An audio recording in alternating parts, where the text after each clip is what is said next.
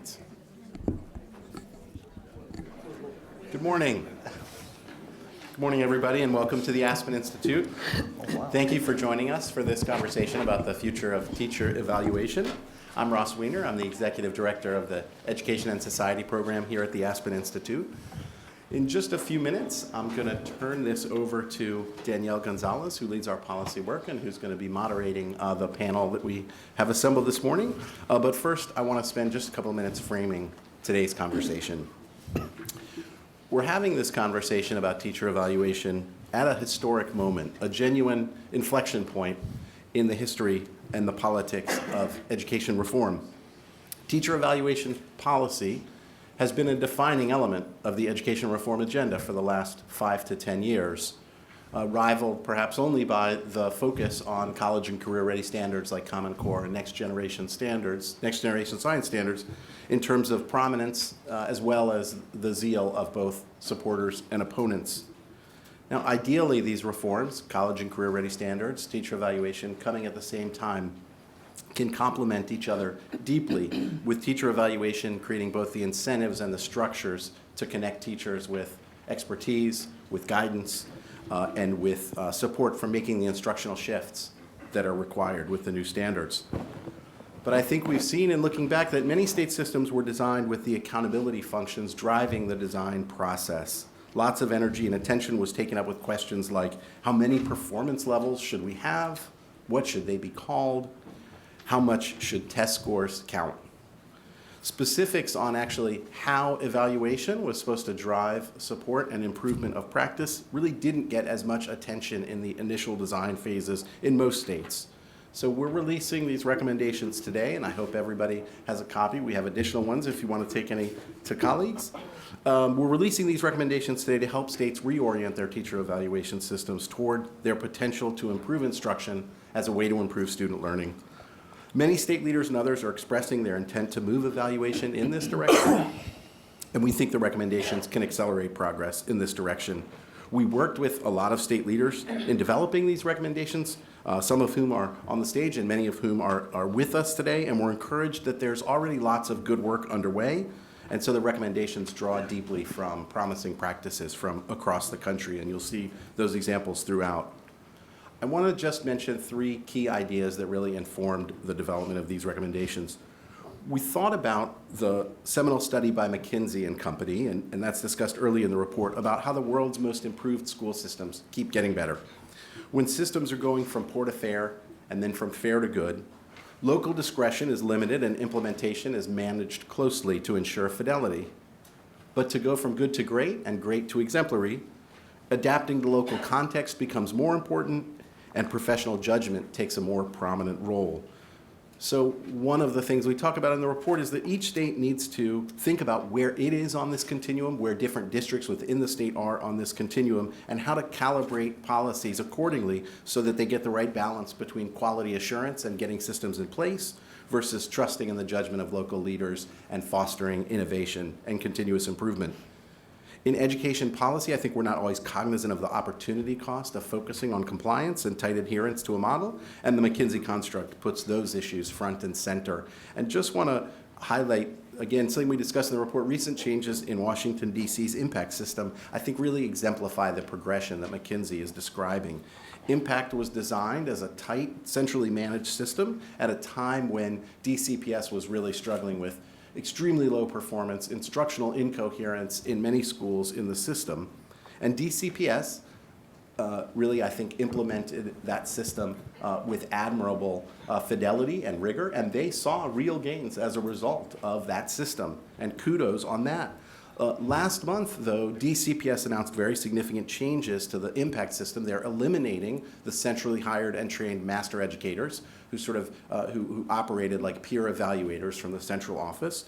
And they're sending those positions back to schools as teacher leaders and coaches actually not directly involved in evaluation in most instances, and giving more responsibility back to school principals for how this works. So structurally, this represents a scaling back of central control and an emphasis on supporting the professional growth agenda, again, very much aligned with the progression described by McKinsey. So another principle we thought a lot about is the importance of being strategic in determining the state role and being clear and communicating a clear division of responsibilities between state and local leaders. State leaders have a lot of important responsibility, but they're fairly remote from the classrooms and school cultures in which this work actually takes place. And one principle I've heard from one of the state leaders is to keep evaluation decisions as local as possible. That is, if it can be made at the school, better than at the district. If it can be made at the district, better than at the state. But that said, there are instances where state leadership is important and even essential for the integrity and fairness of the system, to get economies of scale, to spread promising practices more quickly, to concentrate expertise, especially. We have many districts of very low capacity, very small central office staff. And so states really need to decide where to assert their authority and where to invest that authority in district and local leaders. And finally, and most important, we designed the recommendations to be practical and concrete steps states can take to emphasize growth and development as a strategy for improving teacher evaluation. Let me just mention 2 illustrations quickly. The first recommendation in the report addresses certifying evaluators. So 17 states in these last 5 or so years have adopted policies that said every evaluator, including sitting principals, need to be certified as evaluators. But almost every one of these systems limited that certification to scoring a video and demonstrating some level of inter-rater reliability. In those systems, there's no demonstration of a principal's ability to make concrete, actionable recommendations, to actually have that feedback conversation with a teacher, and to guide professional learning activities. So moving forward, we recommend that states really need to signal more clearly that these are essential responsibilities of evaluators, and states either need to develop quality measures in that and systems, or to make sure that that's a responsibility that's assigned to local leaders. And another recommendation, the last one I'll mention, is to encourage evaluators and teachers to agree on specific areas of focus for observation and feedback conversations. Most observations right now look comprehensively at instruction against a fairly complicated rubric with many indicators, which provides diffuse feedback in lots of different areas. But I think the challenge is changing this practice would require teachers to work with evaluators and identify their area of weakness, their area where they think they have the most to grow. And so there's a policy challenge here in creating those incentives and allaying teachers' fears that if they identify weak areas, that'll be held against them and they'll lower their summative rating. So in total in the report, there's 10 recommendations. We don't expect any state would want to adopt all of these, and some would be much more challenging just given local history, the political context, and others might just not mesh well with the priorities the state has outlined. We offer these recommendations because many state leaders are having conversations about how to reorient their systems towards growth and development, and we think these can accelerate those efforts. So I'll close by saying that in many ways, I think teacher evaluation becomes the first test of state leadership in the Every Student Succeeds Act era.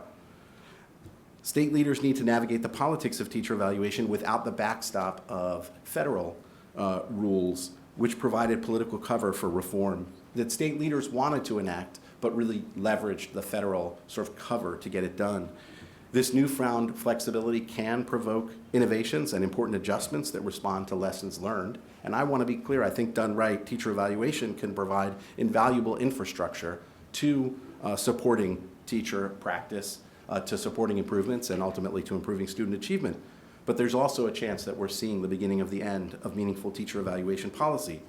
States need to improve current systems while containing opposition from both the right and the left.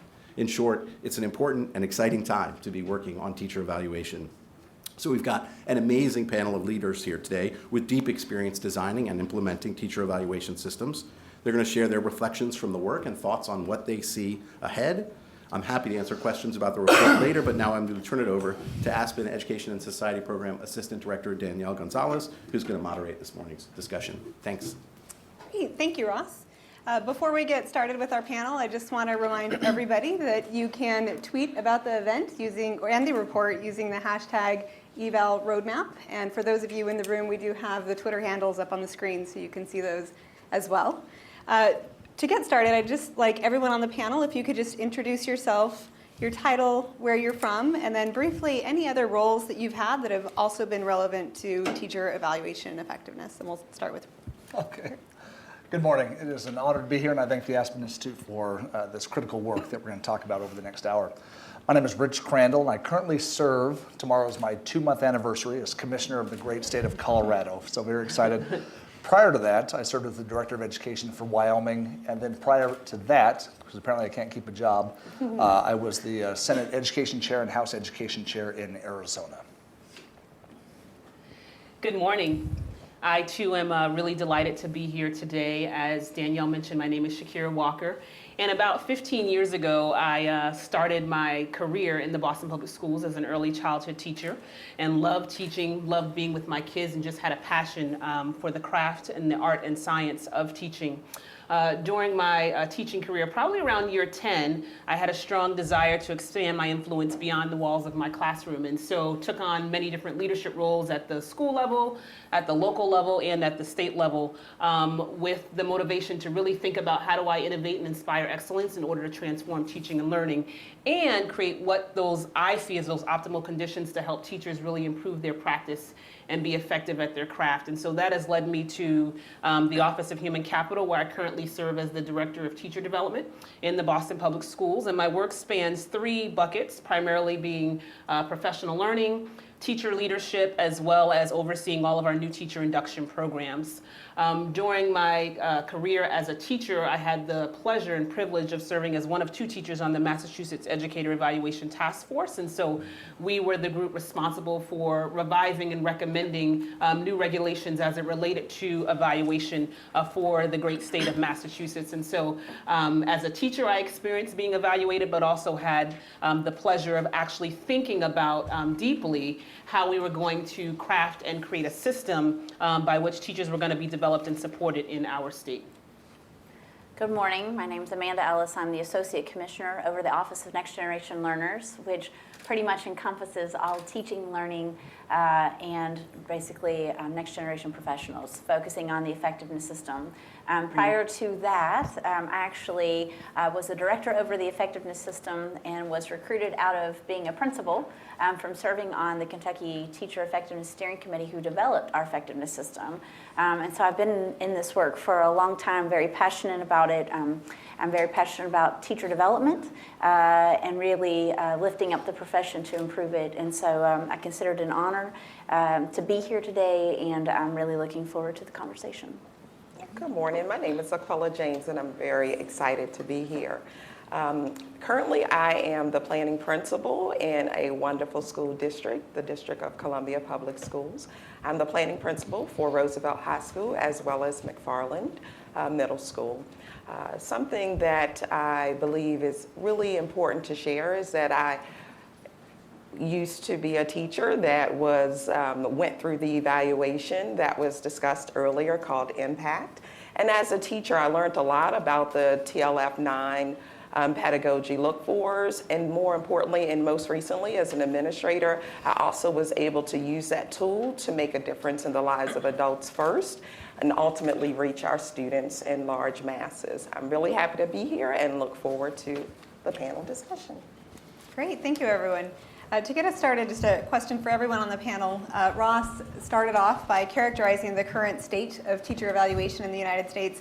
I'd love to hear the take from each of our panelists. How would you characterize the current status of teacher evaluation? And in particular, what are you most excited or encouraged about? And what is most challenging or keeps you up at night? Okay, I'll go ahead and say, I hope I'm not the first at every question, but first, it's an honor to be on the panel with such experts here, because this is such a critical topic and the timing is perfect. What am I most excited about? Really, it's the body of knowledge that's been created the last several years since the legislation first came into play. And it's interesting, coming from a very different perspective as that of a lawmaker who ran the bill for teacher evaluation there in Arizona. And just what we've learned since then, Danielle, has been incredible. What works, what doesn't, the flexibility that needs to be offered. That's the exciting part. And that really is, you've done a great job of culminating all of that knowledge in this report. CCSSO has also launched their Principles of Teacher Evaluation about the same time, not too long ago. Here's what concerns me a little bit about as we move forward is turnover. I looked back and after the election this fall, if I go to the Arizona legislature where I served, most of the people I served with are gone. So the institutional knowledge is gone. State school chiefs, the turnover over the last 5 years is probably around 80%. I know poor Utah, they're on their 4th state school chief in 5 years. Excuse me. So with that turnover, documents like what you've prepared today in this report become even more critical because it allows folks to look back and say, okay, what have we learned? I'm brand new to this. I'm a brand new Senate Education Chair, House Education Chair. What's out there? And this is a must read for every lawmaker who plays in this space. So I think there's a lot of things that are encouraging. I think one of the most encouraging things is that we're actually implementing improved teacher evaluations, and now we have systems that really help our educators, both teachers and school leaders, really focus on setting clear and high expectations for the kinds of things that they should be doing in their classrooms and in our schools that will help their students master all of the skills they need to be successful in college, career, and life. I think we're seeing, at least in Boston, that evaluations are being completed more frequently and regularly, whereas before, under the binary system, many teachers were getting does not meet or meets standards. And so now we see differentiation of performance levels that allow teachers and our school leaders to get useful feedback on their practice. I think what's most concerning to me from a practitioner standpoint is that we have not yet been able to change the conversation about evaluation. For many of our teachers, as well as our school leaders, they see it as a mechanism for compliance and accountability rather than as a tool and a resource for professional growth and development. And so I'm most interested in how do we change the conversation and the messaging to be one not about sorting and firing, but about supporting and inspiring. Really thinking not about how we just distinguish the ineffective teachers from the effective teachers, but really thinking about how do we support our teachers in ways that allow them to improve their practice in order to augment achievement for our students, particularly those who are most vulnerable. And so I think that's one concerning issue. I think what else concerns me is this idea, as Ross mentioned, that many of our school leaders who are actually responsible for completing and evaluating our teachers do not yet have the capacity, and not the time capacity, but the actual skills, knowledge, and dispositions to be able to do so in a way that provides teachers with actionable feedback, that provides them with constructive feedback and recommendations to actually improve their practice in ways that's going to help accelerate student learning, and be able to use the information that comes from the evaluation system to actually design meaningful and authentic professional learning opportunities. I don't think we've actually taken advantage of the system in that way, to be able to use it as a tool for doing those types of things rather than just as a regulatory measure. I completely agree with Shakira. In Kentucky, we have great momentum. We're in our second full year of implementation. Our system, as I said earlier, was developed. The recommendations were developed by teachers. And so there's a lot of buy-in into our system. We have great motivation. So the encouraging part is that we're getting really good feedback from teachers saying we have real conversations about improving our practice, real conversations that are focused on students and not a gotcha system. The concern is the capacity of stepping up to the challenge of transforming daily practice and culture that really focus more on professional learning and growing from the system instead of completing the components. And so that is a transition that we are still currently in, but something that we have to support our local districts to move in that direction to make it more authentic and relevant to everyone instead of what you have to do. It's an opportunity to grow and improve. And I think some of that, Amanda, is actually because teaching is so complex, it's Absolutely. so demanding, it's rigorous. The evaluation tools, at least the one that we're using, does not yet reflect, I think, the nuances and the intricacies involved in the profession. And so our evaluators are not quite clear on how to represent sort of that knowledge beyond just the test scores and observations when they're actually trying to give teachers critical feedback for their practice. I think what has been very beneficial in DC public schools is that the pedagogy is very, very standard for regardless of what level and or content that you teach. And so once you are able to really focus specifically on the pedagogy, you begin to dig deep with the teaching staff that you have, and you begin to use the tool as a springboard more or less, and how you can impact instructional practice on a daily basis. My current stance or my thinking around where we are as in teacher evaluation for DC public schools specifically specifically, I think we're in a very good place. I think we have moved beyond the traditional mindset of, is this a gotcha tool? Are teacher leaders, our school leaders trying to weed us out of the building or what have you? I think that there's this mindset component that we have to be conscious of in the fact that although school leaders and district officials have moved forward with, we're no longer using this tool as a gotcha measurement, or we never really intentionally use this tool as a gotcha measurement. I think that the school leaders in and of itself have to do a lot of work around mindsets and making sure that the people on the bus operate from a place of growth mindsets. Having been said, the next phase that we're moving into in the District of Columbia Public Schools is really focusing on content, realizing that pedagogy can be practiced and we can certainly sharpen it, but now let's really examine how deep our teachers and our school leaders operate with content specifically, making sure that our principals are well equipped and knowledgeable of the content that is being exposed within their building. I think where we are moving is in a very positive direction, and it allows us to better assess all measures within our school to ultimately reach our goal, which is to impact the lives of young people. I heard each of you talk about shifts in the system. We talked about turnover at the state level. We talked about changes in the principal role. We've talked about shift in having a common language just around instructional practice. And we've talked about shifts from accountability to growth and support.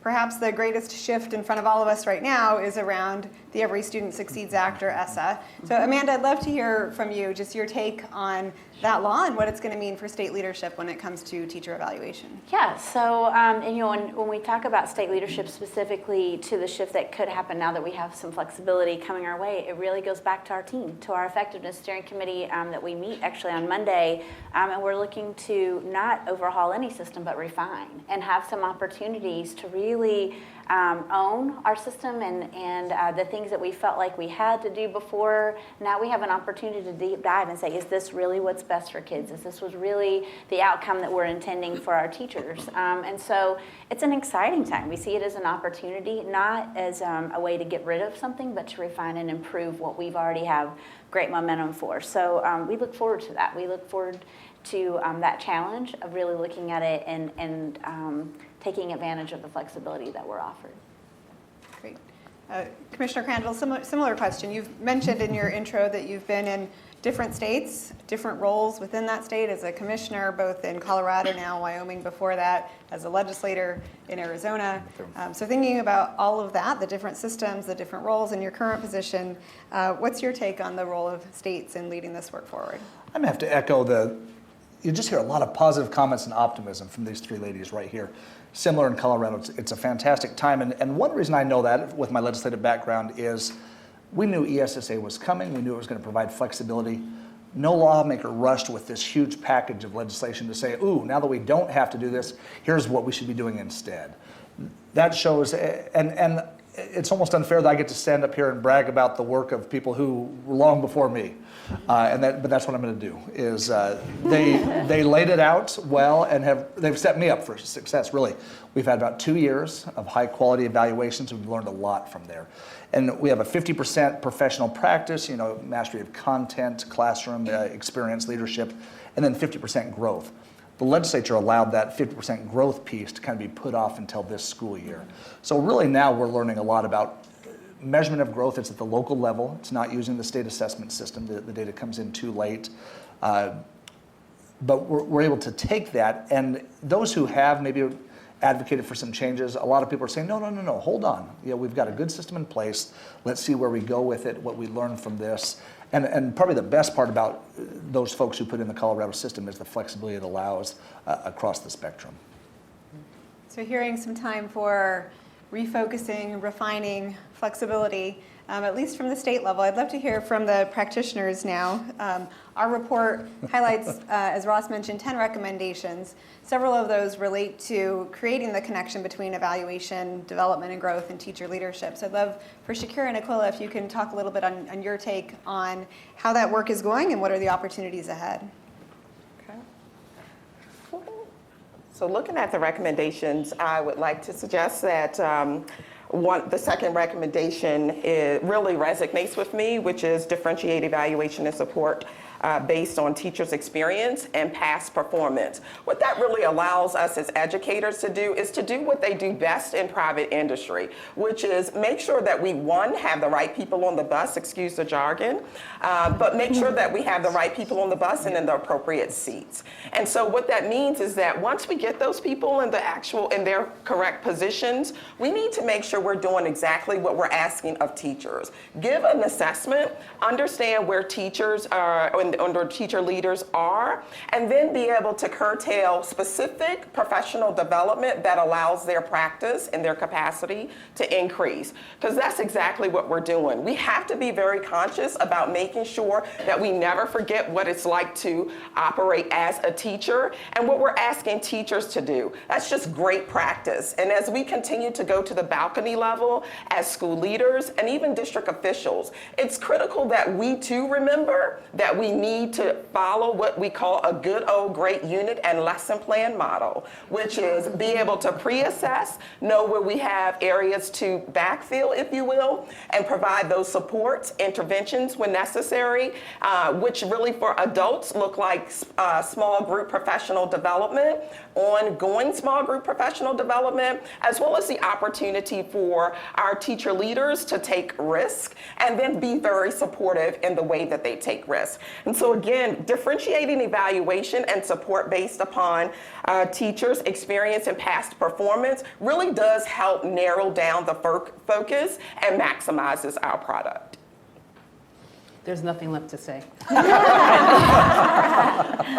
She literally said everything I was going to say. I think the opportunity there, when you think about integrating teacher evaluation, teacher leadership, and professional learning, is one by which we think about how do we continue to improve the system to really focus on teacher growth. How do we leverage the work in each of those areas, right, so that we can see significant gains in teaching and learning? And some of that is just what Akila talked about. How do we actually use the trends and patterns we're noticing in evaluation to differentiate the learning experiences for our teachers, and really taking into account the full range of a teacher's responsibilities on their career continuum, from when they first enter the classroom until it's time for them to actually leave the classroom and retire. And some of that means thinking about how we utilize our highly effective teachers. What opportunities are we offering them to use their talents in new ways? How are we allowing them to be able to develop other teachers, whether those are new teachers or teachers for whom are in the middle stages of their careers? How are we allowing teachers who are highly effective to develop their own professional growth plans, right? To have some autonomy and choice in the ways that they want to grow and learn in the profession. I think it also, an opportunity there is to think about how we use teacher evaluation as a tool to both design PD in response to the needs of our teachers, but also the effectiveness of PD. How do we use it to assess the effects of our efforts? And that's something that we're just beginning to do in BPS, in Boston Public Schools. We really want to think about, for teachers, the first stage of their evaluation is to self-assess based on the indicators and elements as identified in the rubric. And so how do we keenly use that information as district officials and as school leaders to design experiences that are both responsive to teachers' needs, but also allow them opportunities and room to grow in a way that's going to be meaningful. So you both have done a great job of describing this vision of what we hope to accomplish and hope to see. I'm curious if you have examples of this happening now in classrooms, and if not, what's getting in the way? And so I will speak specifically to my former school. I like to give you exact or specific examples. As the principal of John Burroughs Education Campus now as our elementary school, we certainly do see this in action. And what we have created is an environment in which our school leadership empowers teacher leaders to operate in their area of expertise. And what the teachers leaders do is they take responsibility for leading a group of content-specific teachers and or grade level specific during their data-driven instruction common planning periods, which then allows teachers to have real conversations about the results of assessments, be both formative as well as summative, and then say, hey, where is it that our students need the support, and allow for vertical alignment. And what's really been powerful is the fact that the teacher leaders have been empowered within their own content. development. And that's powerful in and of itself, because we all know that people learn best from their peers. And so to have their peers working side by side without a title and make impact in pedagogy and instructional practice altogether is just huge. And so at John Burroughs specifically, what we have noticed is an increase in our math area, specifically for student achievement for grades 3 through 5. And we've noticed that through teacher leaders coming together, whether we've scheduled it or not, they are coming together and operating in such a way where it's no longer about the evaluation, it's really about the work. And so although we started with an evaluation and we started with those parameters, it evolved into making sure that we were all here and were minded of the focus, which was to impact the lives of children. And so our teacher leaders are empowered on at that particular school specifically, and we're seeing a big result where teachers are willing to have conversations beyond the structured time of co-planning and or professional development. At the district level specifically, I am so excited for next year because what we have done, what the District of Columbia Central Office personnel decided to do, coupled with a lot of representation from teachers to teacher leaders to support staff, is come up with a new plan on how do we really target professional development to make sure that it is meaningful. And so now what we are able to do is hire content-specific instructional coaches that really do lead the work and partner as coaches versus as evaluators. And so that can be, I would like to say that is what I look forward to, is that we have more content-specific coaches that are partnering with teachers. As a school leader, sometimes it's a bit of a juggling match, and to be able to take off the hat of evaluator and coach, and then have people, meaning your teachers, feel like you're in a coaching position, that can be a really tough task to do.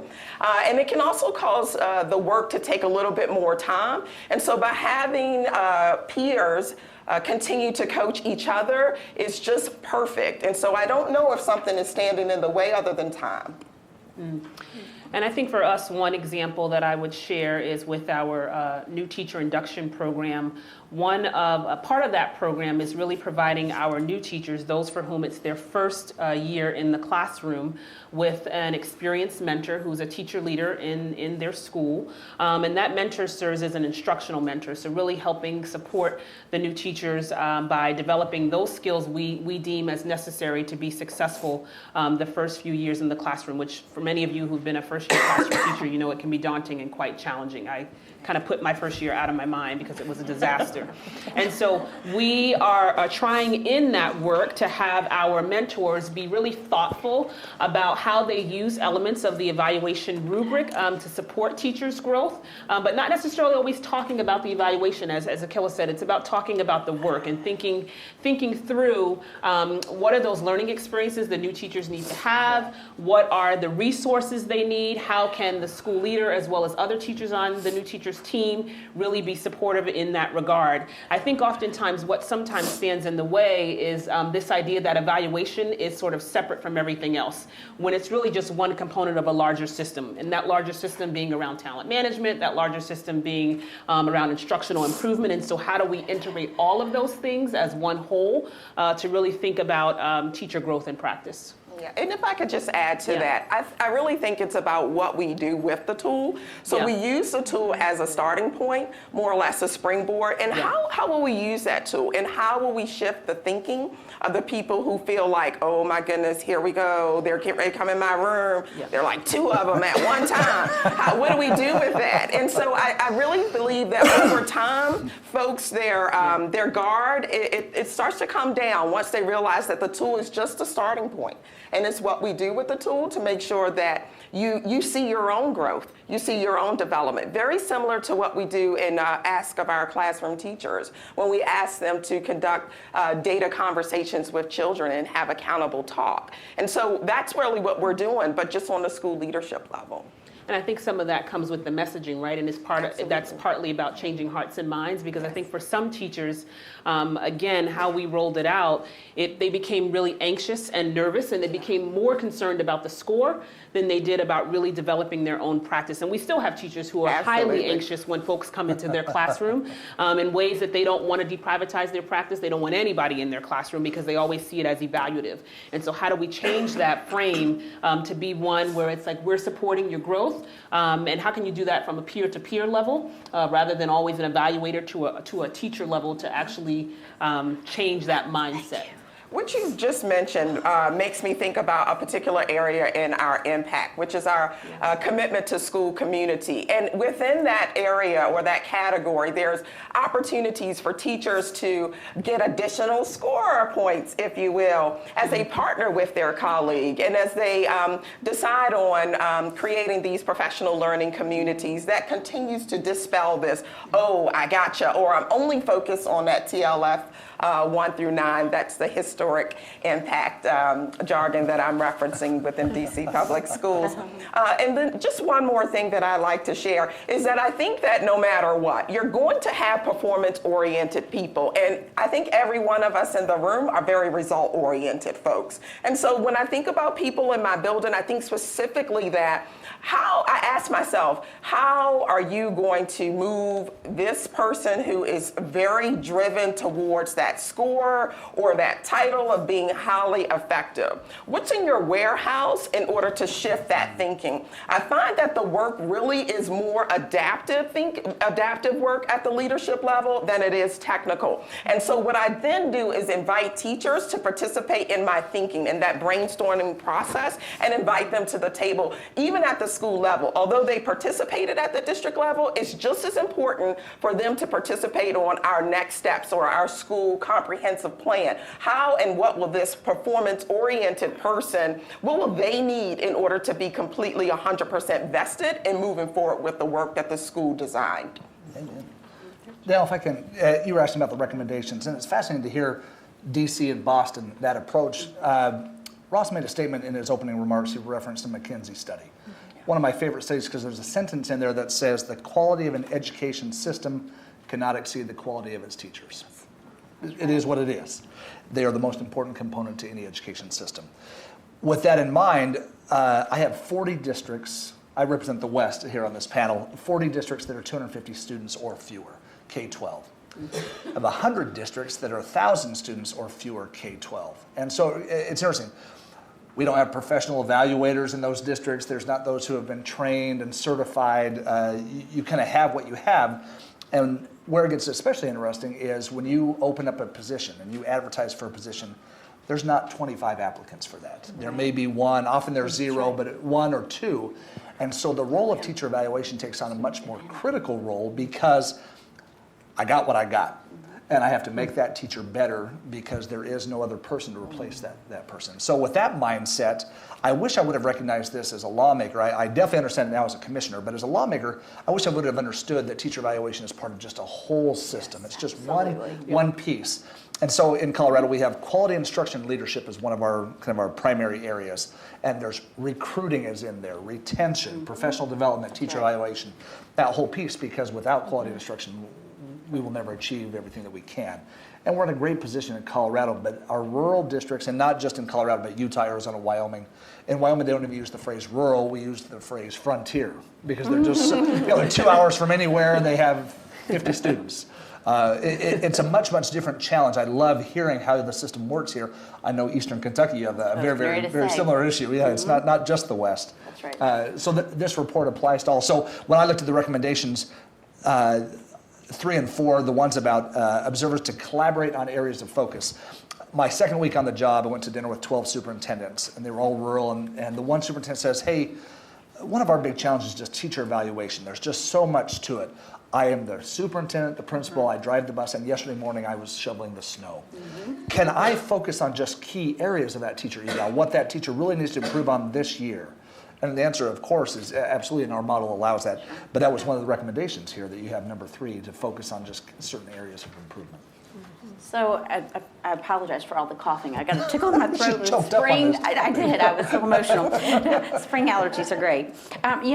We're very similar in the context. And I was thinking about what you said about the teacher leaders and the coaches. Peer observation is a requirement in our system, but it's not scored. But it's really about the coaching and live conversation that does not have a weight added to it, and it's hold harmless, really. And so we've really had some increase in collegial conversations about practice that have opened doors, because teachers aren't as afraid to talk to each other, and it's okay, it's good, that's how we grow. And really elevating teacher leadership, because we have similar situations in some of our rural districts to where they have very small districts, small resources or limited resources to really hire multiple coaches. So they really have to identify the strengths in their schools and their districts to coach each other. They may not have the funding to bring in someone for training or professional development, but really embedding the professional learning is a big emphasis we're trying to place on our system, that it is really a springboard to effective instruction, how we do things every day, the culture in our schools, how we value professional learning and make it meaningful and what's needed. And so one of the recommendations that I kept going to is number one. Because the principal has a new role. Their role has changed significantly in the last 5 or 6 years. And I so respect you for that. I've been in that role. And it's a challenge to think about how you do things differently and how you prioritize your work, because we know there are no extra minutes in the day. So really utilizing your team and identifying their strengths and how to build the capacities of your staff is just essential, ultimately for student growth and improvement. So one really resonated with me, because I feel like that there's a lot of responsibility put on principals. And we talk about principal capacity. It's not lack of ability. It is new rules in the game. And how do you step up to that? And how do you utilize your team to really make the best of your system? And so that's one that really resonates, because we do have need. And your talk about some of your districts that don't have candidates. We have similar areas that have no candidates sometimes for positions that are posted year after year. And so how do you take on those challenges? And how do you continue to provide a great educational experience for students that is equitable to areas that have additional resources that are larger? So we're in the same boat with you, but really see this as an opportunity for a springboard to grow. And I think the recommendations are spot on for things we all need to really think through each one and talk about the impact in our context, in our state or our district, and really what is the impact and where's the priority that each of us would need at this opportunity to have some flexibility and to make the most of it. So. Yeah. In a moment, I'm going to turn it to the audience for some audience Q&A, but I also just wanted to give, so get your questions ready. Wanted to give Shakira an opportunity to respond to the point that many other of your panelists have made around which recommendation resonated most with them, or which recommendation would you most like to see implemented in your state? Yeah, so I think it's also number one, quite frankly.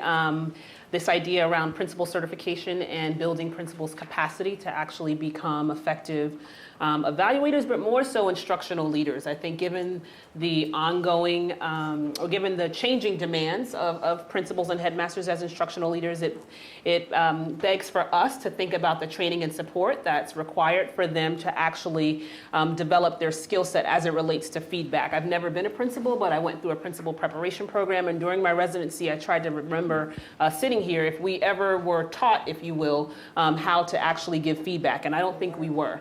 And that's a skill set that I think can be very challenging when it comes to really thinking about how you coach and push teachers to better practice. And so I'd be interested in, as Ross said, not having our principals, which we actually do, sit down and score a video for calibration's sake, but really think about how can they demonstrate their capacity to, number one, provide actionable recommendations to improve practice, to number two, provide teachers with constructive feedback, but more importantly, use the trends in that evaluation data, both on an individual and on a school level, to think about what are those professional learning experiences you design within the school environment to actually help teachers meet the goals and the expectations that you've set for them. What is that support going to look like? Because I think we exist on this idea of clarity, support, and accountability. We're being very clear about the expectations, but what are the supports and resources you're going to put in place to help teachers meet those expectations? And in my view, then and only then can you hold teachers accountable for the work that you're asking them to do. And so I think for us, at least in Boston, I would be most excited, and I think we're on the verge of this now,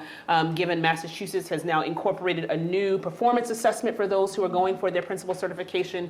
And also there is a feedback part of that as well, but thinking about how do we strengthen our principals' ability to actually provide meaningful feedback, but more so to push teachers' practice in a way that we're going to see acceleration of student learning is the one that I'm super excited about.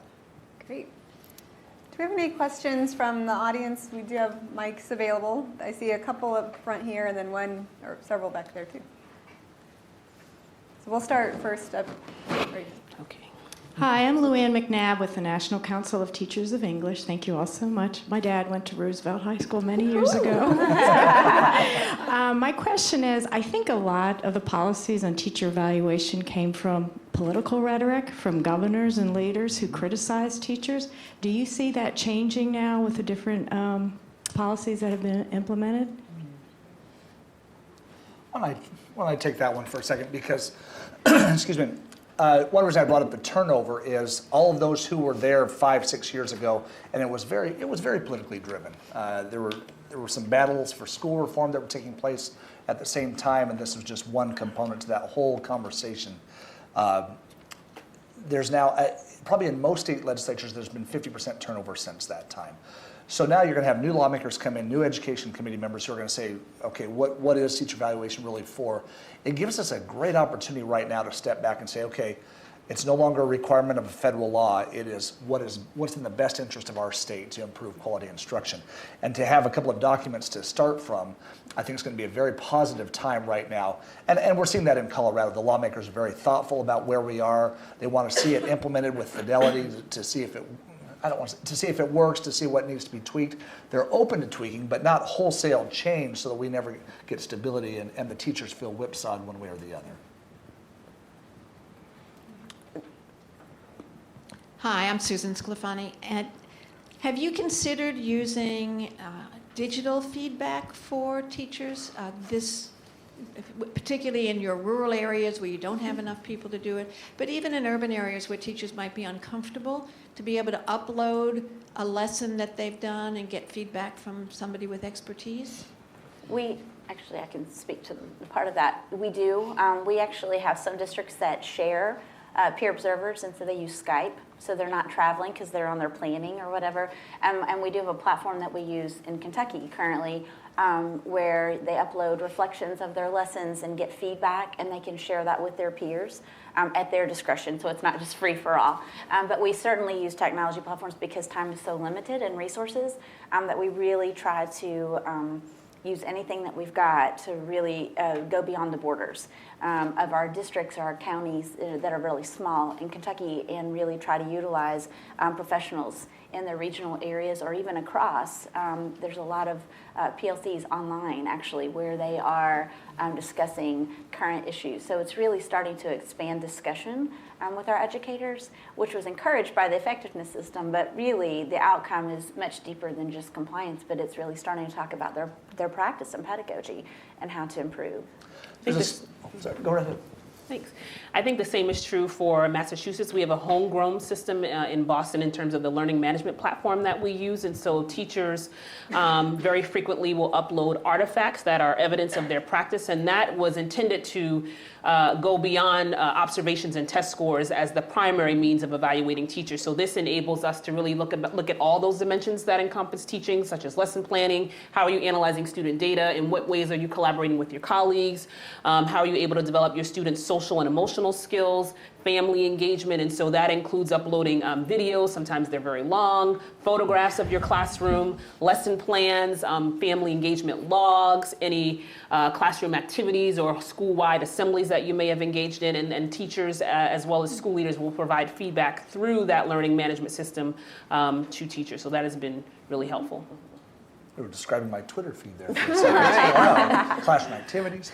One thing, the Paradise Valley School District in Arizona has actually reversed that role in that they will take a master teacher and pay them a stipend to be videotaped throughout the year, and then have teachers come and watch that master teacher and identify best practice.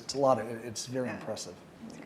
In DC Public School, we also have the same practices. It's more for informal coaching and or for learning than for evaluation. So to answer your question, yes, we do.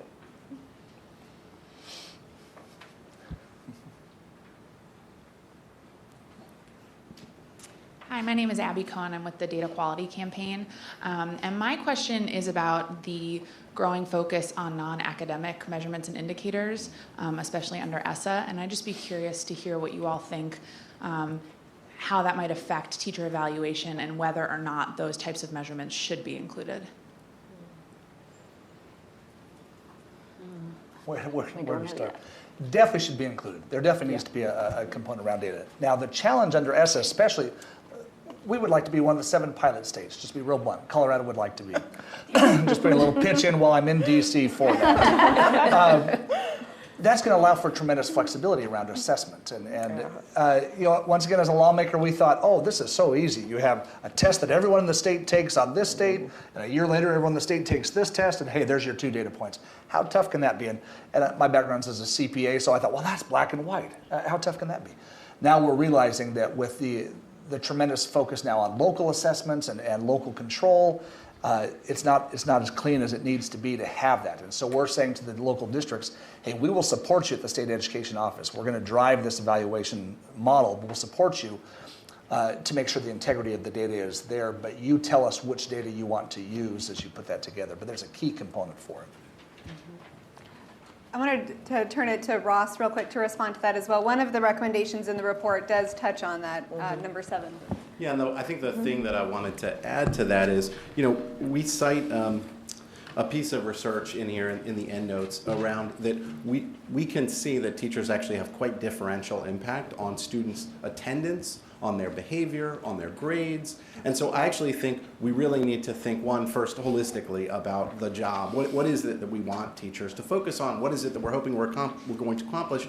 And then also potentially get out of the box of this counts for 20%, this counts for 15%, thinking about a body of evidence. I think there's a number, you know, the Met study looked at the tripod survey around and how highly correlated the climate that teachers created for students, the learning environment, and how well correlated that was with effectiveness. So I think it's important to think of that as part of a body of evidence, but not necessarily to go very quickly to, so that ought to be 25%, because we've also got challenges with sort of reference bias in there, and there's concerns about those measures. So I think there's a great challenge for state policymakers to figure out how do they foster innovation and make sure we're valuing the whole job that we want teachers to do, and that we know they have this impact across things that matter a lot for student success, but not necessarily get everything so quickly into a formula.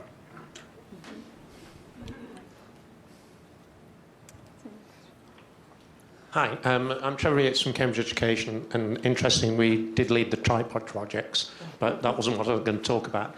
One of the privileges I have is working around the world, and thinking about the lawmakers, are you considering taking more radical steps? Many places around the world have abolished the word teacher evaluation. They have gone to the fact it's about professional growth and development, it's about building practice excellence, and it's about performance management and having an ongoing performance management cycle, and saying to districts, look, you've already got a process called U-rating. It goes on different names. If you want to get rid of a teacher, use HR, use that. Do not tie professional growth and development along with this very small part of removing a very handful of teachers who are failing across the system. So do you think the lawmakers might consider going that far in America? If they're big thinkers, and we've heard today, I think that's exactly how you three have described your system. It is not a, hey, I'm going to schedule your evaluation on October 17th, I'll be there for 2 hours. It is a continuous process. The same way we would in any private sector system. Hopefully it's continuous evaluation. One key point, yesterday we just happened to have training on our internal CDE evaluation system. And the point is made, and it's so true, you shouldn't be surprised by your evaluation system. Right. You should be getting feedback so constantly that you know exactly where you are. And the evaluation, or that one moment in time where you write it up, is simply just that. It's a write-up of everything that's taken place. And I just love the way you three have described your systems. Huge Cambridge fan, too. My name is Tom Talk. I'm with the Center on the Future of American Education here in Washington. And With the removal of the federal incentives on states to reform their teacher eval systems, it becomes a state political issue on one level, right, as to whether the reforms will continue. The teacher unions have obviously played an active role on this issue, mostly, not everywhere, but mostly in opposition to the expansion of rigorous teacher evaluations. What's your sense of how the unions are likely to respond at the state and local level now that that's where the action is? So I can speak to Kentucky. Because we started out from the very beginning, our local union was a very integral part of the development of our system, and they still are. We still meet. They're actually very much in favor of keeping the system, making some tweaks with the flexibility that we have, but we have a really strong partnership with them, which is very unique. And we know that, but our Kentucky Teachers Association has played a very active role. They've done the job of communicating with their members about what it is and what it is not. And I think because we were so transparent early on in Kentucky with that, and we went slow to go fast, and didn't force it down everybody's throat. That's why we're only in our second year of implementation, and they played a part in the recommendations for the policy development of that. They are not pushing against it. Actually, we are still working on refinement, and really, actually our conversation for Monday is to discuss what opportunities we have to improve. What have we learned so far from our system?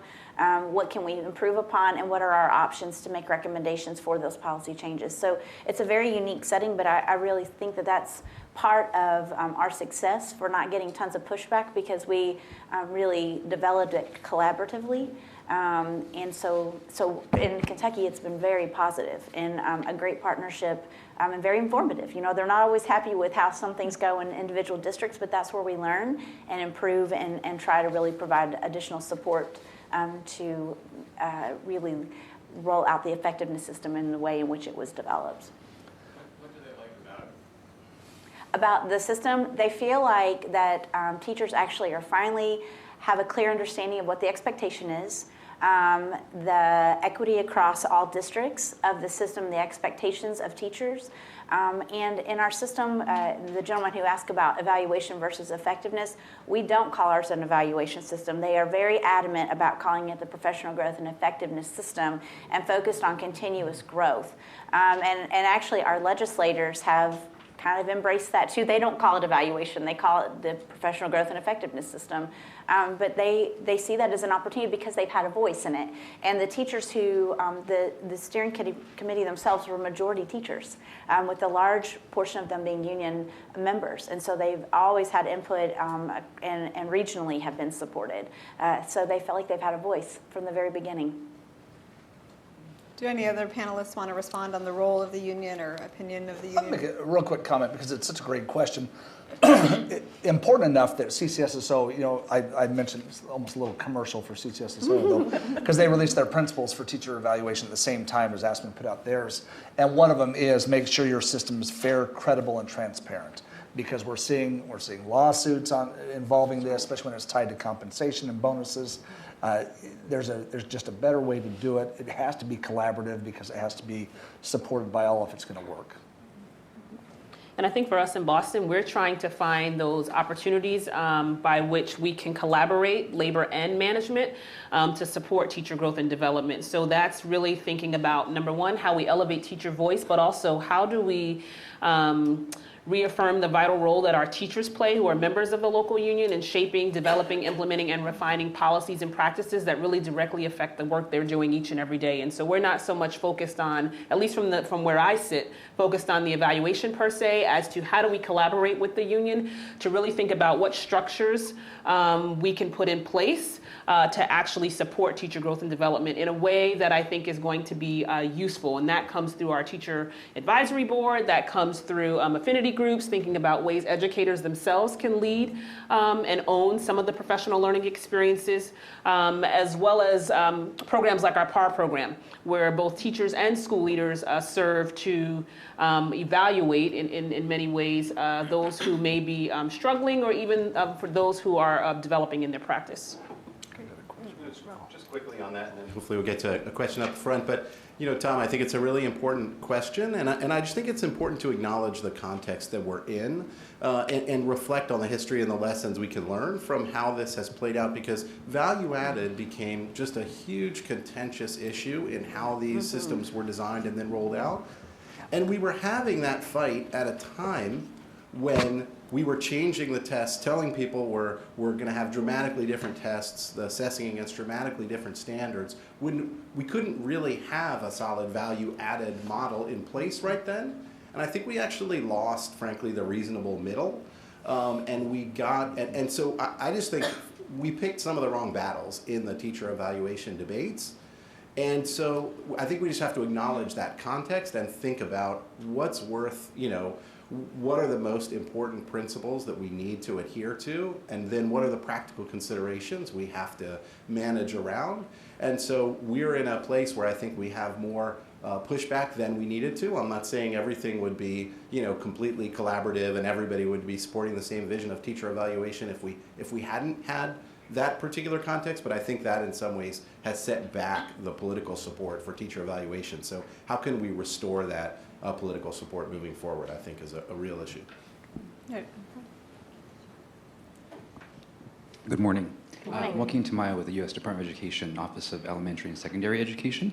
And first, I'd like to commend everyone's focus on the greater personalization of support for teachers, right? No teacher wants to be treated like a widget, as it were. And so it feels like we're really moving in the right direction with that. I want to build on something that you said, Akila, which I think has been the most well-founded thing I've heard all morning, which is that people learn best from their peers. And I'm glad that, is it element 10 in impact that accounts for collaborative work with peers, or? It's the commitment to school, community commitment to schools, CSC. Community commitment to schools.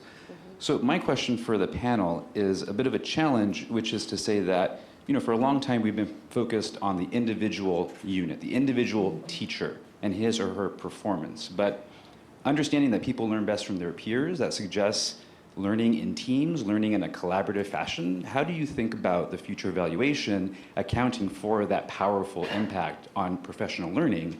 Because professional learning precedes professional performance. So just wondering how you think about how do we value teamwork?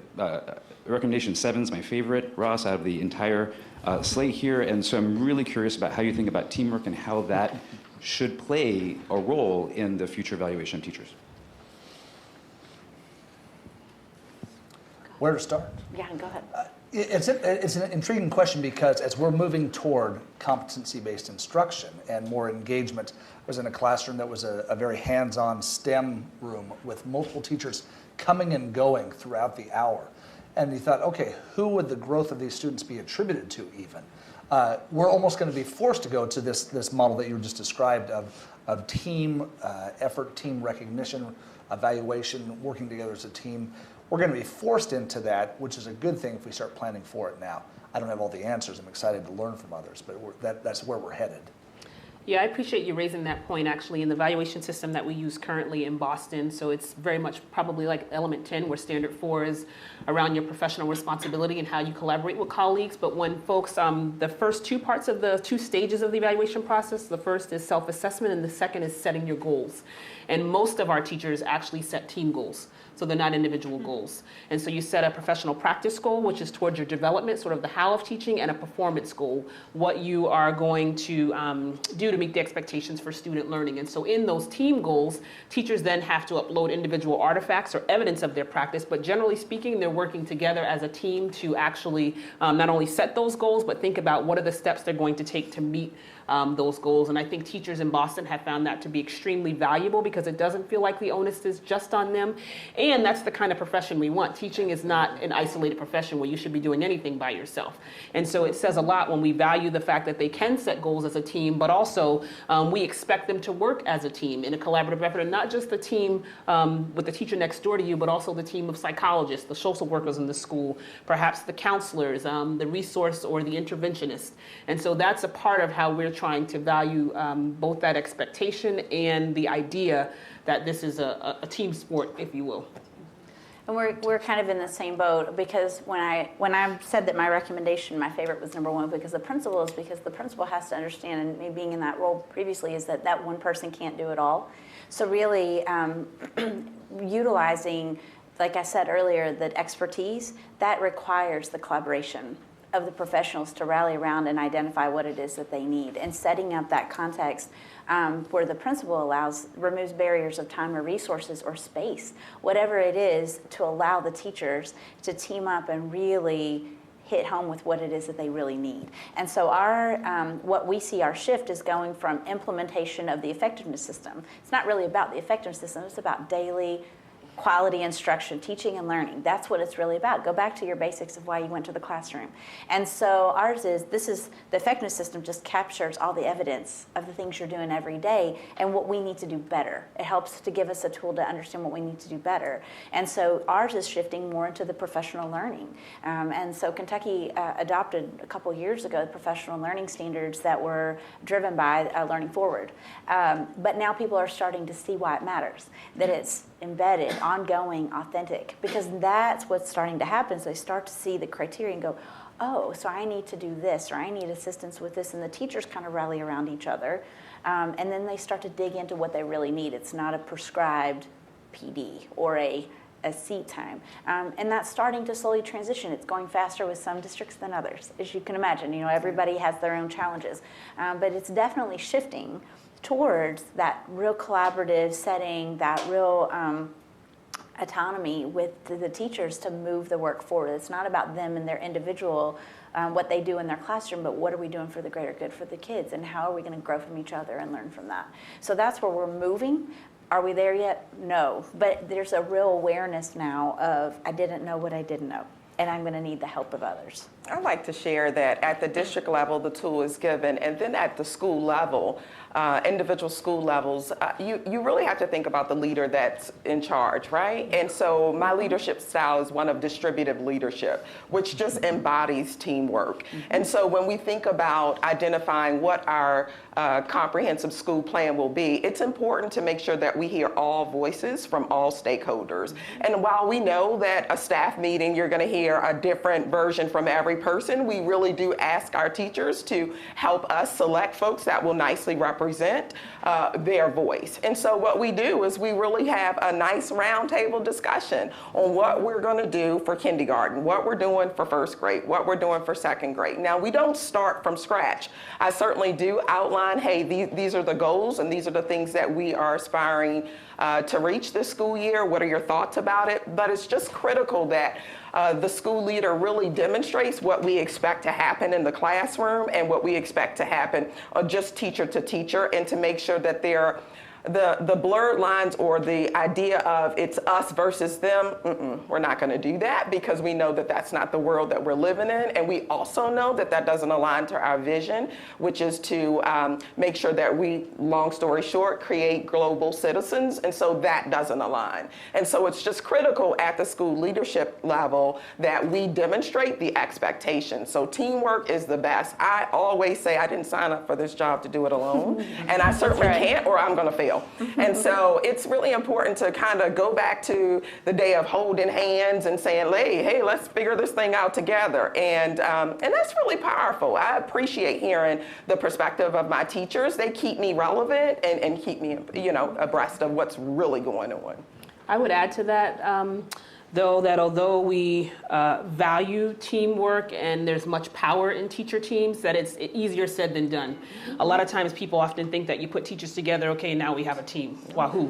And it's very difficult work, quite honestly. And so we're trying to think about how do we build the capacity of our teacher leaders to be able to facilitate these teams in such a way that fosters collective impact, and that builds their capacity to really think about how do they facilitate instructional improvements with teachers who span different ages in their career, chronological years, I'm thinking, as also those who may be resistant, because we have lots of teachers for whom they have colleagues on their teams who are resistant to change, who feel as though because they're maybe more seasoned that they don't have to listen to the person who's not as seasoned. And so how do we actually give them the skills and dispositions they need to be able to facilitate that team in a way that's going to promote professional learning that we'd like to see, and what opportunities are we building that allow teachers to do that learning together rather than in isolation. And I think the peer feedback is amazing that you guys actually have that system implemented in a systemic way, because it's something that we hope to do. But part of it is part of the challenge in that is number one, teachers being able to deprioritize their practice, but also trust that their peers are just that. They're peers who are going to observe their practice and give them feedback rather than coming in to say you didn't do this and you didn't do this and I wish you had done this. And so it's an ongoing, both an opportunity and it presents some challenges. Great. Question in the back? Hi, Jeff Archer. When I hear you talk, it sounds like we're on the cusp of generating a lot of new knowledge about how to help teachers move their practice in productive ways, and that seems to create a really exciting opportunity for, collecting, sharing, organizing that information, and making it more available. So, curious within your systems what efforts might be underway to try to accomplish that, so that you're not kind of reinventing the wheel, classroom to classroom, school to school, system to system, state to state. I'll take a first stab at that if I can, if it's okay, Jeff. We have an online performance management system in Colorado that 130 of our districts are using. And so we're now asking ourselves that question: what can we learn from so many people who are using our system? And we'll go back to the districts and say, hey, what are common themes we're starting to see? And do we divide those up by urban, rural? Do we divide them up by income level of the school? What are some common traits that we're starting to come across? We don't know yet, but at least because the districts have been using this system for about 2 years, we've got some incredible data. How do we mine that now? We have 2 different methods that we're working on, and we're in the throes of it, to be honest with you. So one is just the online resources of just good practice and examples, and so we have a best practice site that teachers and leaders contribute to, and that's being built. And at different levels, and we're trying to figure out how to best use that as a good repository. Because we have a best practice site. I wonder if it's better than your best I don't practice know. site. Maybe it's the best. I don't know. But the other piece is we really utilize our partners. We have great in-state and national partners that are always so willing to help jump in and share the message. We have a Hope Street group who are all teacher leader led, and they are amazing advocates for great practice and sharing ideas across the state, across the nation. They host online tweet chats, and so the communication and what we do is so much greater than just at the state level. We really rely on our partners for all their different avenues of sharing good practice or best practice or promising practices across in different mediums, because different people relate and communicate in different ways. And so we really rely on us not being the only ones to carry the message of success and what that looks like and in different settings, but we really rely on the practitioners and our partners who jump right in and advocate for the teachers, especially in Kentucky. So but it's still growing because we're learning so much just within the last couple years of actually starting to look at our data and see what is successful. So we're getting there. Great. Question back here. Hi, I'm Katie Schlesinger from the School District of Philadelphia, and we are in an interesting place where we did some quick reforms around teacher and principal evaluation to meet state requirements, and are kind of pulling back and saying, we didn't get it quite right with the focus on not just evaluation, but also professional growth and development. So we're thinking about what we need to do both in terms of teacher evaluation and principal evaluation to reframe, rebrand, and really put that focus on development and growth. And I'd be interested to get perspective on whether you think it makes sense to start with principals or with teachers. So I know in DC, they started the work with teacher evaluation and then went into school leader evaluation reform. So I'd be interested to get perspective, because we're in a place where we kind of need to do both, where you would recommend starting. Well, I think personally that a school will mimic more or less their school leader. And so I really think that there is a lot of ground in starting with your school principals. And I think that you can start that first, but I also think that closely behind there needs to be another analysis for teachers. But I think that it's absolutely critical that school leaders really are in position to truly operate as transformational, right? And in order to do so, you have to make sure that what you bring to the table is adequate and appropriate. And you're also modeling what the expectation will be for your teachers. So in a nutshell, I would recommend school leaders. I would recommend the same, because the role of the principal to consider when you're doing that is not only are you creating an evaluation system or an effectiveness system for principals, but remember that the principal is not only being evaluated on their system, but then they're evaluating teachers. So they have to know both systems really well. And what we learned in Kentucky is we put tons of emphasis into Kentucky on teachers, and we didn't build enough on the principals, and all of a sudden we dropped them in to be expert evaluators or supervisors or whatever you want to call it, without a lot of capacity for what we expected in that system. And so I think I completely agree with you. I think it needs to kind of almost be together, but the leaders they have a dual role. So I would think very carefully through that, because whatever you model and whatever you're expecting is what the support will be for the teachers, or lack thereof, or extra support, whatever the result would be. But the leaders have a real unique and fragile role, because they have two. I think that's right, and I think that's also due in large part to the fact that school leaders are the ones for whom are creating those conditions for teachers to be successful.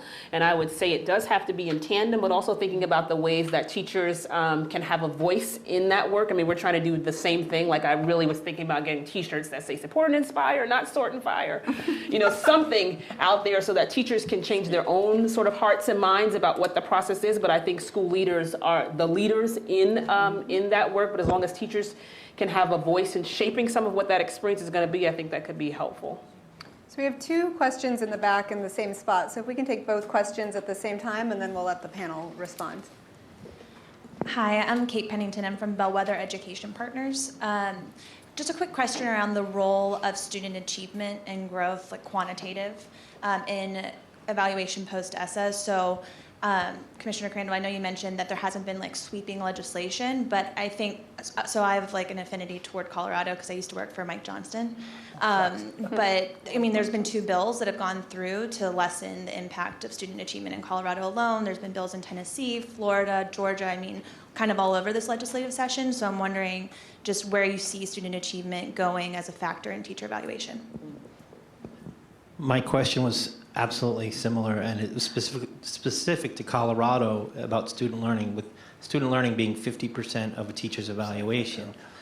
The challenge is, the other piece of that, the challenges of an inconsistent assessment, and how do you measure student growth consistently? So I'd be curious to start with Colorado and then hear the rest of the opinions about a consistent measure for student growth versus multiple, different measures. Exactly.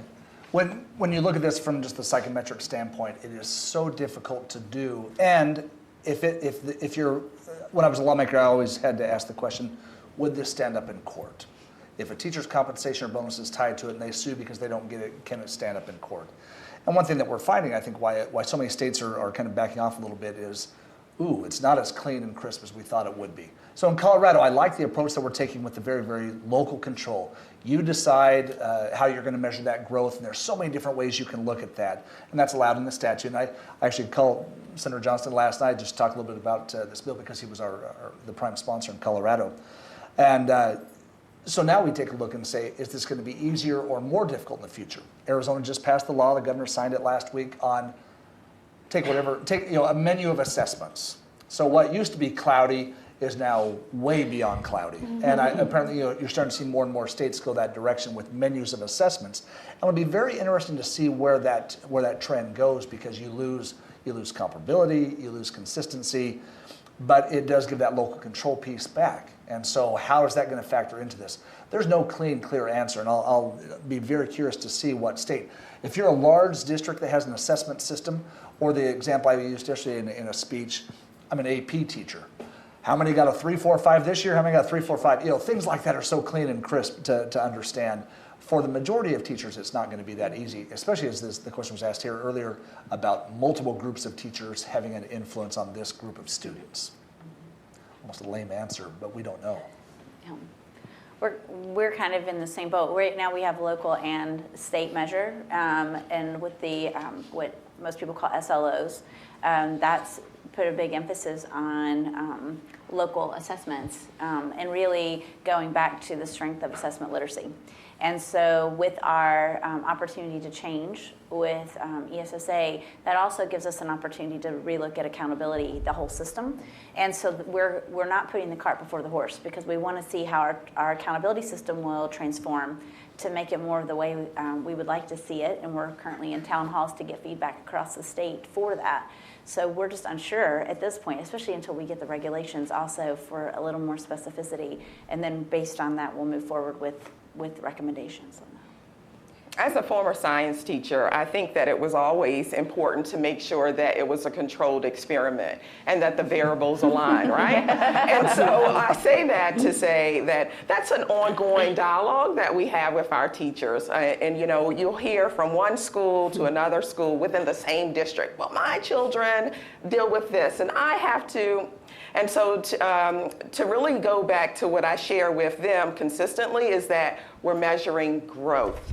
And we have pulled away from this thought process of, is the child proficient and or advanced? And so if we're measuring growth, we're taking a quick snapshot of the beginning of the year and then taking an end of the year. And to me, that's meaningful conversation and should be looked at as a way of supporting and just validating the fact that this teacher has committed to X amount of growth as well. And so we expect that if teachers are growing, students will also grow. So I think it's just a good conversation to have. And I'm not so sure if we've come to a consensus of what that should look like as a district. I think this is such a big issue that you've both hit on, that actually 3 of the 10 recommendations in the report do relate to student growth and value-added measures. So I wanted to kick it over to Ross as well to respond to that too. So just a couple of very quick points. I mean, I think one of the recommendations we make is to respect the limitations of value-added data and to really recognize that value-added data gives us the most reliable information at the tails. And so we can reliably identify a relatively small group of teachers through value-added scores as really reliably more effective than average and less effective. And that's depends on the qualities of the underlying test, but that's a relatively small amount of teachers where we can really get that solid read. And so we should make that information matter more. We have to understand it's a relatively small proportion of our teachers that we have that data for, and then a relatively small proportion of those teachers that we have a good measure for. Where we do, we ought to really use it. Where we don't have a really strong measure underneath, we just ought to recognize other measures ought to be the distinguishing feature. I mean, I remember it was just so strange. You know, New York State was releasing data about the margin of error in those estimates for their underlying test before they made their shift. The margin of error was big. In English language arts, bigger than 50 percentage points. So if you had a teacher that was at the 30th percentile, you didn't really know if that teacher was at the 80th percentile or right at the bottom. What I don't know, and yet, you know, the political leaders are fighting to put more and more weight on that measure as opposed to other things. So I think we just have to be smart about how we use value-added data. The other thing is to think about how, you know, the more weight we put on value-added data in the system, the less helpful it is as a check on the system, as a measure outside saying, you know, the original function of these tests was a little more to say, are the things we were hoping would happening? Or is it, what are these? What's the signal here? The more it becomes the measure that we're aiming for, the less it can play that sort of initial function of just asking how healthy is the system generally. And so I think that, again, this is a place where picking our battles carefully, one of, I think, the most interesting things to watch in this next generation of policy is going to be what happens to the formulas. You know, I think, just back to the comment of what's going on in high-performing systems, they're looking at student learning all the time in the context of teacher evaluation and performance appraisal, but as a body of evidence. And they're building the expertise and the will. Like, you're rewarded if you're good at exercising that professional judgment and showing that expertise about, is this teacher getting student learning? So seeing how we get how we learn from what's gone on and improve these systems over time, I think is really something to watch. So we are right about at the end of our time for the panel. So I just want to do a quick lightning round question for all of our panelists. As you look ahead to the next year, what's one thing that you would like to see in teacher evaluation? I guess what I'd like to see would be what's been described here earlier, that it's a professional growth tool. It's not the one-time thing, but it's continuous improvement. Can I say two? One of the things I'd like to see is sort of this destigmatizing of those folks who are in the, whatever you may call it in your system, needs improvement or developing category. I think I'd like to see us create a culture of candor and humility when it comes to one's own performance around evaluation, and a willingness to embrace growth. Oftentimes we focus on the underperformers, which is only, at least for us, about 5 or 10%, if that, of the teaching force. And so how do we focus on the 90% of folks who are in the middle, who actually want to push and extend their learning beyond reach? I think the other thing I'd like to see is evaluation systems updated to reflect the Common Core standards. I think we have strong, rigorous content and curriculum, which is the what, and the how is the evaluation and feedback. So I'd like to see the marrying of the two. I think we came out with the evaluation as the sort of the how you get there without saying what the destination was. And so I see the standards as the vision, if you will, and the evaluation as the roadmap that allows teachers to get to that vision. And so how do we thoughtfully do that in such a way that now that we can define what excellent instruction is, we help teachers figure out a way in which to get there? I guess what I would like to see is just that the emphasis continues to move away from compliance in a system, but improve teaching and learning, ultimately focused on student achievement and continuous improvement for the teaching field. I think you said it best. Absolutely. Just improvement in collectively for school leaders as well as for teachers. And also the opportunity to be reflective and evaluate the new evaluation system as well, and have those that are in position to tweak it, to be at the table so that they can continue to hear voices of the people that are subject to the evaluations. Great. Well, I hope this conversation is just the first. It sounds like that of many, particularly in the States. Do you want to make sure that everyone takes a report or several with them to share with your colleagues and friends? They're also available on our website at aspendrl.org. Continue the conversation on Twitter as well. And finally, last thing is just to thank our fabulous panelists. Thank you.